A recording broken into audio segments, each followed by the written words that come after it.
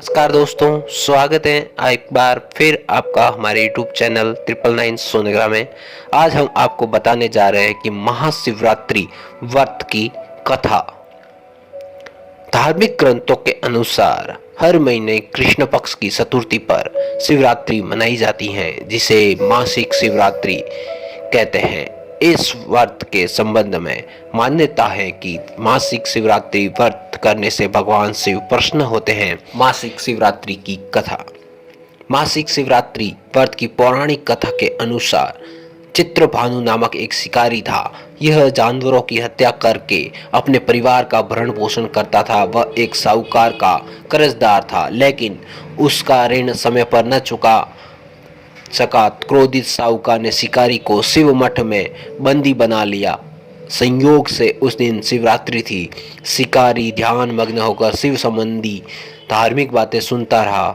चतुर्दशी को उसने शिवरात्रि व्रत की कथा भी सुनी। शाम होते ही साहूकार ने उसे अपने पास बुलाया और ऋण चुकाने के विषय में बात की। शिकारी अगले दिन सारा ऋण लौटा देने का वचन देकर बंधन से छूट गया। अपनी दिनचर्या की भांति वह जंगल में शिकार के लिए निकला, लेकिन दिन भर बंदी गृह में रहने के कारण भूख प्यास से व्याकुल था। शिकार खोजता हुआ वह बहुत दूर निकल गया। जब अंधकार हो गया तो उसने विचार किया कि रात जंगल में ही बितानी पड़ेगी। वह वन एक तालाब के किनारे एक पेड़ के बेल पर चढ़कर एक रात बिताने का इंतजार करने लगा। बिल वृक्ष के नीचे शिवलिंग था, जो बिल पत्रों से ढका हुआ था। शिवजी को उसका पता न चला।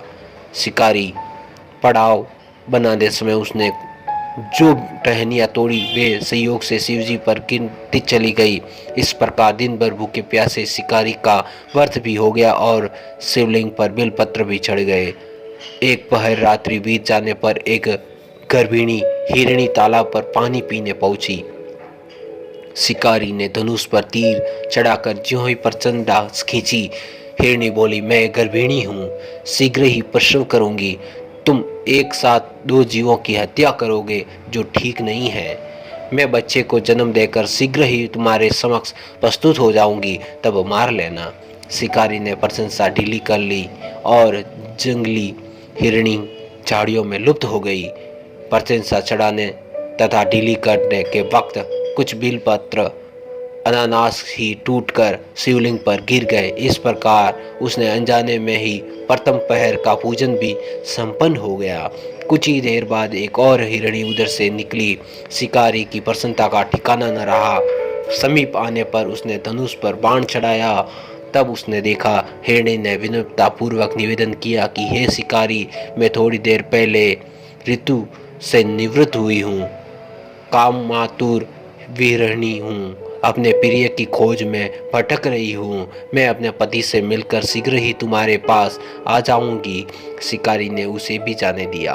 2 बार शिकार को खोकर उसका माथा ठनका, बस चिंता में पड़ गया। रात्रि का आखिरी पहर बीत रहा था। इस बार भी धनुष से लगकर कुछ बेलपत्र शिवलिंग पर जा गिरे तथा दूसरे पहर की पूजन भी संपन्न हो गई। तभी एक अन्य हिरणी अपने बच्चों के साथ उधर से निकली। शिकारी के लिए यह अवसर स्वर्णिम था। उसने धनुष पर तीर चढ़ाने में देर न लगाई। वह तीर छोड़ने ही वाला था कि हिरणी बोली, हे शिकारी, मैं इन बच्चों को उनके पिता के हवाले करके लौट आऊंगी। इस समय मुझे मत मारो। शिकारी हंसा और बोला, सामने आइए, शिकार तो छोड़ दूं मैं, ऐसा मूर्ख नहीं। इससे पहले मैं 2 बार अपना शिकार खो चुका हूँ। मेरे बच्चे भूख प्यास से व्यग्र हो रहे होंगे। उत्तर में हिरणी ने फिर कहा, जैसे तुम्हें अपने बच्चों की ममता सता रही है, ठीक वैसे ही मुझे भी। हे शिकारी, मेरा विश्वास करो, मैं इन्हें इनके पिता के पास छोड़कर तुरंत लौटने की प्रतिज्ञा करती हूँ। हिरणी का दुख भरा स्वर सुनकर शिकारी को उस पर दया आ गई। उसने उस मृग को जाने दिया। शिकार के अभाव में तथा भूख प्यास में व्याकुल शिकारी अनजाने में ही बेल वृक्ष पर बैठा बेल पत्र तोड़कर नीचे फेंकता जा रहा था। वो फटने और हुई और एक हष्ट-पुष्ट मृग उसी रास्ते पर आया। शिकारी ने सोच लिया कि इसका शिकार वह अवश्य करेगा। शिकारी की तनी प्रशंसा देखकर मृग विनीत स्वर में बोला, हे शिकारी, यदि तुमने मुझसे पूर्व आने वाली 3 मृगों तथा छोटे बच्चों को मार डाला है तो मुझे भी मारने में विलम्ब न करो, ताकि मुझे उनके वियोग में एक क्षण भी दुख न सहना पड़े। मैं उन हिरणियों का पति हूँ। यदि तुमने उन्हें जीवन दान दिया है तो मुझे भी कुछ क्षण का जीवन देने की कृपा करो। मैं उनसे मिलकर तुम्हारे समक्ष उपस्थित हो जाऊंगा। मृग की बात सुनते ही शिकारी के सामने पूरी रात का घटनाक्रम घूमने लगा।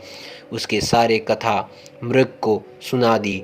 तब मृग ने कहा, मेरी तीनों पत्नियां जिस प्रकार प्रतिज्ञाबद्ध होकर गई हैं, मेरे मृत्यु से अपने धर्म का पालन नहीं कर पाएगी। अतः जैसे तुमने उन्हें विश्वास पात्र बनाकर छोड़ा है, वैसे ही तुम भी जान दो, मैं उन सब के साथ तुम्हारे सामने शीघ्र ही उपस्थित हो जाऊंगा। शिकारी ने उन्हें भी जाने दिया। इस प्रकार प्रातः हो गई। उपवास, रात्रि जागरण तथा शिवलिंग पर बेलपत्र चढ़ने से अनजाने में ही पर शिवरात्रि की पूजा पूर्ण हो गई। पर अनजाने में ही कई हुई पूजन का परिणाम उसे तत्काल मिला। शिकारी का हिंसक हृदय निर्मल हो गया, उसमें भगवत शक्ति का वास हो गया। थोड़ी ही देर बाद वह मृग सपरिवार शिकारी के समक्ष उपस्थित हो गया ताकि वह उनका शिकार कर सके, किंतु जंगली पशुओं की ऐसी सत्यता, सात्विकता एवं सामूहिक प्रेम भावना देखकर शिकारी को बड़ी ग्लानि हुई। उसने मृग परिवार को जीवन दान दे दिया। अनजाने में शिवरात्रि के व्रत का पालन करने पर शिकारी को मोक्ष और शिवलोक की प्राप्ति हुई। ऐसी महिमा है मासिक शिवरात्रि व्रत की। दोस्तों, वीडियो अच्छा लगा हो तो प्लीज़ हमें लाइक कमेंट करके ज़रूर बताएं। धन्यवाद।